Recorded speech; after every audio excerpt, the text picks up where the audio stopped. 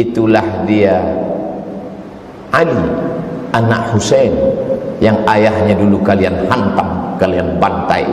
Sekarang dia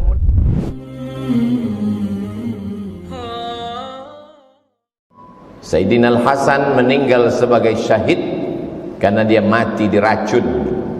Sekarang tiba giliran adik kandungnya bernama Sayyidina Al-Husain membawa 72 orang, 32 orang yang naik kuda, yang lain berjalan kaki dengan tenang. 40.000 pasukan sudah disiapkan oleh Ubaidillah bin Ziyad. Sebenarnya Yazid tidak terlalu takut kekuasaannya hilang, tapi Ubaidillah yang saat itu menjabat sebagai gubernur Kufah khawatir kalau sampai Yazid tumbang, Husain naik, maka hilanglah jabatanku. Maka dia kirimlah panglima-panglima perangnya, Syamar ibn al-Jawshan, Umar bin Sa'ad, Zur'ah bin Sinan. Lalu kemudian Syamar berteriak, bunuh Husain. Maka mereka memenggal kepala Sayyidina Al-Husain, lepas kepala itu dari badan. Lalu kepala Husain mereka giring ke keliling negeri. Mereka ingin menunjukkan kepada rakyat bahwa kami kuat, kami berkuasa. 40.000 pasukan tentara kami meluluh lantakkan pasukan cucu Nabi Muhammad sallallahu alaihi wasallam. Untuk membahagiakan hati Yazid, maka Ubaidillah mempersembahkan kepala Husain.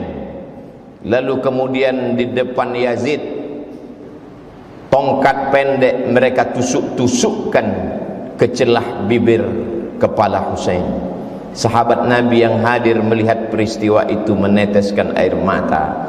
Itulah bibir mulut yang pernah dicium oleh Rasulullah sallallahu alaihi wasallam. Hari ini begitu sampai hati kalian memenggal kepalanya, menusukkan tombak tongkat pendek ke celah-celah bibir, mulut dan giginya. Tapi mereka memang sudah dirasuki syahwat dunia. Tak ada sedikit pun takut mereka kepada Allah Subhanahu wa taala. Keliling negeri mereka bawa kepala itu untuk menakut-nakuti. Memang nampak dunia seperti tak adil. Sayyidina Al-Husain punya seorang anak laki-laki. Karena cinta dan sayangnya dia kepada ayahnya, maka dia beri nama anak itu Ali.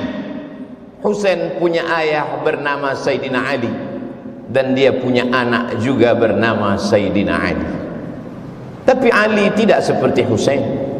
Dia tidak membawa pasukan untuk membalas kematian ayahnya, karena dia tahu memang ini tidak berimbang. Kalau kubawa pasukan, mereka juga akan mati seperti ayahku. Walaupun mereka mati syahid, tapi korban sudah terlalu banyak, kata Ali bin Husain. Dia merubah strategi lain. Apa yang dia lakukan?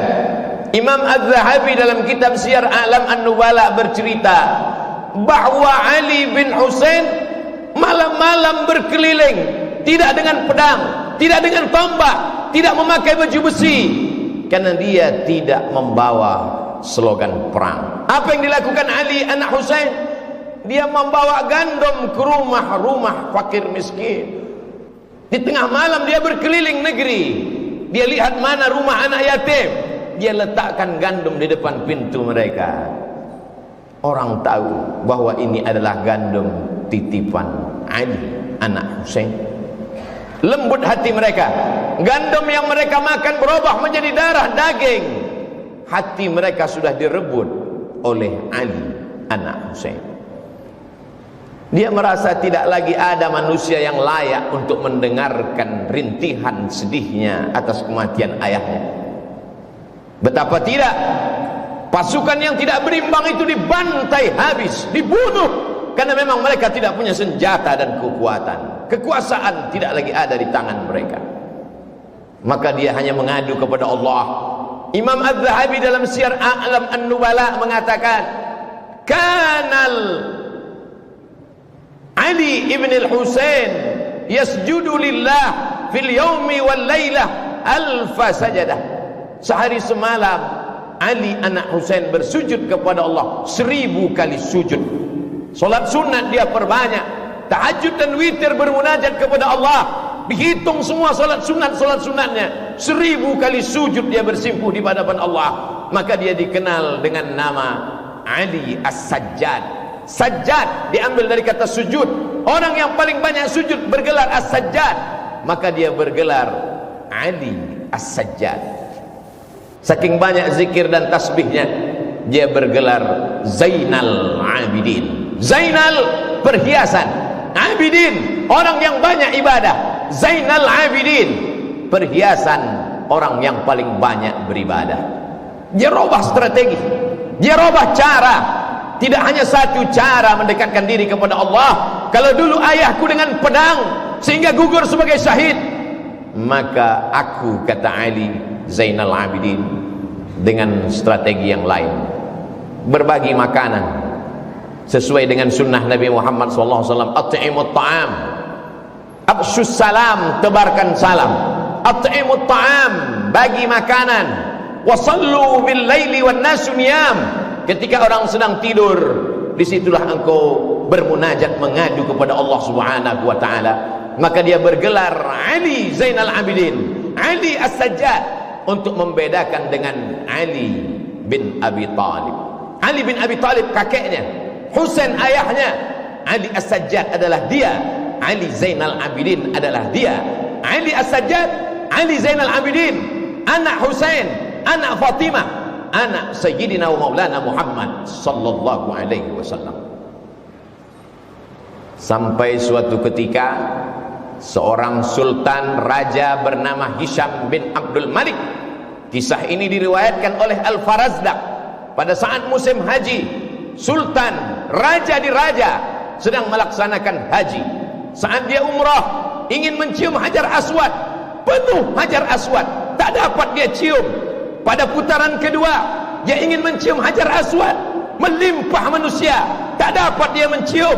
Pada putaran ketiga, keempat, kelima, keenam, sampai 7 putaran, sekalipun tak dapat dia mencium Hajar Aswad. Hisham bin Abdul Malik, raja dari Yaman sampai ke Mesir, sampai ke Andalusia. Tapi kemudian di celah-celah jamaah yang ramai itu, dia heran.